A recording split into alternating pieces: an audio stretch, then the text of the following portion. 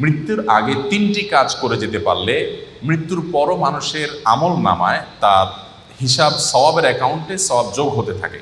তিনটি আমল নবী করিম সাল্লাল্লাহু আলাইহি সাল্লাম বলেছেন, ইদা মাতাল ইনসান, মানুষ যখন মারা যায়, ইনকাতা আনহু আমালুহু, তার সমস্ত আমলের দুয়ার বন্ধ হয়ে যায়, ইল্লা মিন সালাস, তবে তিনটা আমলের দুয়ার মানুষ মারা গেলেও বন্ধ হয় না।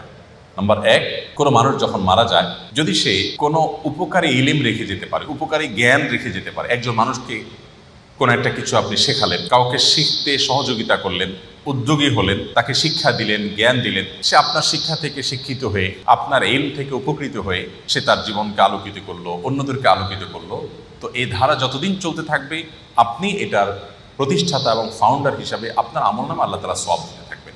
এটি গুরুত্বপূর্ণ একটা পয়েন্ট। সেটি জাগতিক কোনো উপকারী শিক্ষা হতে পারে, আবার দ্বীনি এবং ধর্মীয় শিক্ষা হতে পারে। আপনি একটি দোয়া জানলেন, আপনি একটা আমল জানলেন, সেটি আরেকজনকে শেখালেন, তিনি আরেকজনকে শেখালেন, তো এই পরম্পরা যতদিন চলতে থাকে ততদিন পর্যন্ত মানুষের মৃত্যুর পরও তার আমল নামে সওয়াব যুক্ত হতে থাকে। নাম্বার দুই, সাদকায়ে জারিয়া। সাদকায়ে জারিয়া বলা হয় ওই দান, যে দানের উপকারিতাটা লং টাইম পর্যন্ত চলতে থাকে। আমরা সাধারণত ওয়ান টাইম দানে বা এককালীন দানে অভ্যস্ত, অথচ দানের জন্য আমাদের সবচেয়ে বেশি লক্ষ্য রাখা উচিত কোন দানটা সবচেয়ে বেশি লাস্টিং করবে, অর্থাৎ যেটার উপকারিতা দীর্ঘমেয়াদে থাকবে।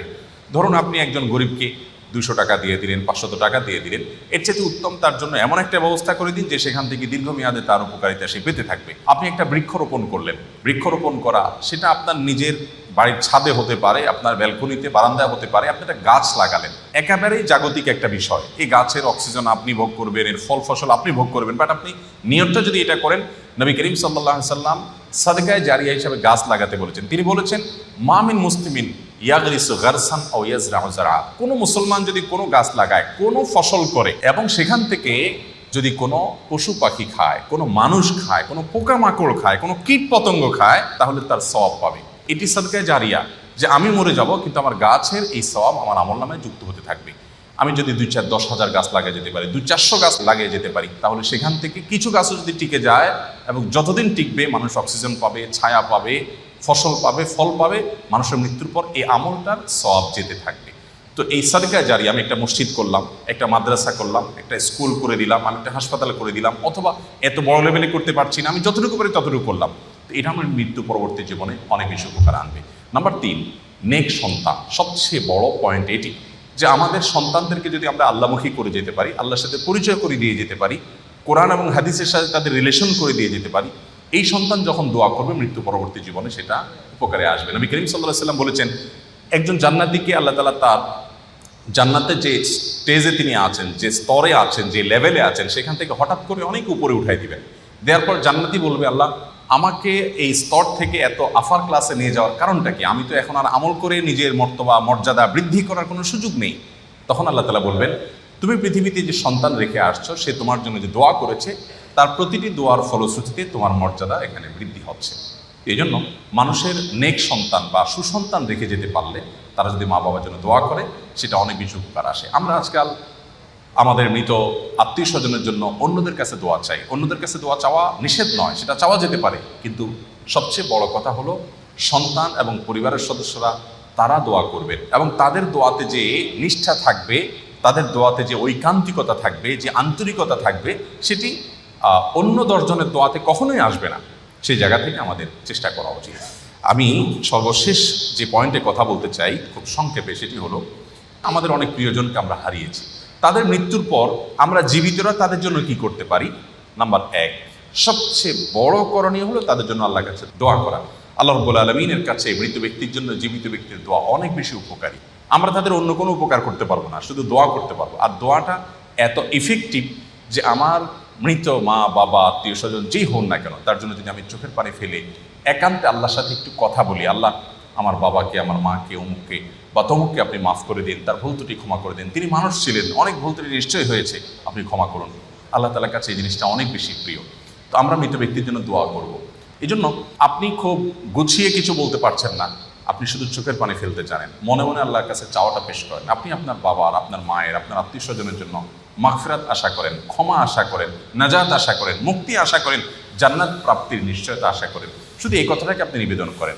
দুরূদ পড়ে আল্লাহ তাআলার কাছে দোয়াটা নিবেদন করেন, ইনশাআল্লাহ আল্লাহ তাআলা দোয়া কবুল করবেন। আল্লাহ তাআলা কোরআনে ঘোষণা দিয়েছেন, তোমরা দোয়া করো, আমি দোয়া কবুল করবো। অতএব মৃত ব্যক্তির জন্য দোয়া করাটা হলো সবচেয়ে প্রয়োজনীয় আমল, যেটি আমরা চলতে ফিরতে উঠতে বসতে আনুষ্ঠানিকতা ছাড়াও করতে পারি।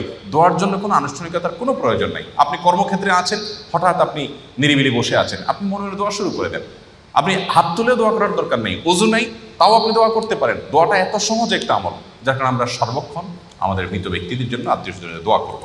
নাম্বার 2, সাদাকা, যেটা একটু আগে আমি বলছিলাম, দান করা, মৃত ব্যক্তিদের তরফ থেকে দান করা। আপনি যে কোনো একটা দান করলেন, 100টা টাকা দান করলেন, দেওয়ার সময় আপনার ইন্টেনশন থাকবে আল্লাহ এই দানের যে সওয়াবটা, এটা আমার নয়, আমার বাবার অ্যাকাউন্টে, আমার মায়ের অ্যাকাউন্টে আপনি জমা করে দিবেন, তার তরফ থেকে আমি দান করলাম। এটা একটা দারুণ স্কোপ, যে তারা দান করতে পারছেন না কিন্তু আমরা তাদের হয়ে দান করতে পারছি, এটা শরীয়ত অ্যালাউ করে। এবং এক্ষেত্রেও সাদকা জারিয়া সবচেয়ে উত্তম। একজন ব্যক্তি এসে নবী করিম সাল্লাল্লাহু আলাইহি ওয়াসাল্লামের কাছে বলেছেন, ইয়া রাসূলুল্লাহ, আমার একটা কূপ আছে, পানির, সেখান থেকে পানি পান করে মানুষ উপকার হয়, আমি এটা আমার মায়ের তরফ থেকে দান করতে চাই। নবীজি বললেন, অবশ্যই তুমি করতে পারো, সে সুযোগ আছে এবং এর সওয়াব তোমার মায়ের অ্যাকাউন্টে জমা হতে থাকবে। বিধায় আমরা আমাদের মৃত ব্যক্তির তরফ থেকে দান করতে পারি। বিশেষ করে দানের একটা অংশ আমাদের সবসময় থাকা উচিত আমাদের বাবা মাকে, যারা আমরা হারিয়েছি, যাদের কাছে আমাদের চিরঋণী আমরা, তাদের জন্য আমাদের দোয়ার একটা অংশ, দানের একটা অংশ থাকবে। দেওয়ার সময় নিয়ত থাকবে, আল্লাহ এই টাকাটার সওয়াবটা আমি তার জন্য দিতে চাই। তার জন্য দিলে আল্লাহ তাআলা আপনাকেও মাহরুম করবেন না ইনশাআল্লাহ। নাম্বার 3, হজ এবং উমরা।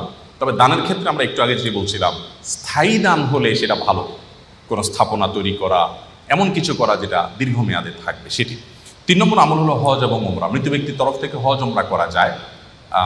আমাদের প্রিয়জনকে আমরা হারিয়েছি, তার তরফ থেকে আমি চাইলে হজ করতে পারি। আমার নিজের হজটা যদি হয়ে যায়, তাহলে তার তরফ থেকে আমি হজ করতে পারি, তার তরফ থেকে আমি উমরা করতে পারি। জাস্ট আমার ইন্টেনশন থাকবে আল্লাহ এই উমরাটা ওনার জন্য, এটার সওয়াবটা আমি ওনাকে দিতে চাই, এটি করা যায়। এবং নবী করিম সাল্লাল্লাহু আলাইহি ওয়াসাল্লাম সম্পর্কে একাধিক সাহাবী জিজ্ঞাসা করেছেন কারোর বাবা, কারোর মায়ের জন্য, যে আমি তাদের তরফ থেকে হজ করতে চাই। নবী সাল্লাল্লাহু আলাইহি ওয়াসাল্লাম এটাকে অ্যালাউ করেছেন, বলেছেন হ্যাঁ তুমি এটা করতে পারো এবং সওয়াব তিনি পাবেন। চতুর্থত যে আমলটি করতে পারি তা হলো রোজা। বিশেষ করে কোনো ফরজ রোজা যদি তারা না রেখে থাকেন, আপনি তার রোজাগুলো রেখে দিতে পারবেন। মান্যতের কোনো রোজা থাকলে সেগুলো আপনি রেখে দিতে পারবেন। বুখারী এবং মুসলিম সহ বিভিন্ন হাদিস গ্রন্থ দ্বারায় মৃত ব্যক্তির তরফ থেকে রোজা রাখলে এটি তার উপকারে আসবে, সেটি প্রমাণিত হয়। অর্থাৎ তার তরফ থেকে আমরা রোজা রেখে দিতে পারি। নামাজের বিষয়টা নিয়ে স্কলারদের মধ্যে মত পার্থক্য আছে, যে আমরা 2 রাকাত নামাজ পড়ি, তার সওয়াবটা তাদেরকে দিতে পারি কিনা। তবে কোরবানির বিষয়টি বিভিন্ন হাদিস থেকে সুস্পষ্টভাবে প্রমাণিত, যে আমরা কোরবানি মৃত ব্যক্তির তরফ থেকে করতে পারি। আমি নিজের কোরবানিটা করলাম, পাশাপাশি আমার মৃত আত্মীয় স্বজনের জন্য তাদেরকেও শরীক করলাম, তাদের পক্ষ থেকেও কোরবানি করলাম, এটিও করা যায়। তো এই আমলগুলো মোটামুটি আমরা মৃত ব্যক্তির তরফ থেকে করতে পারি।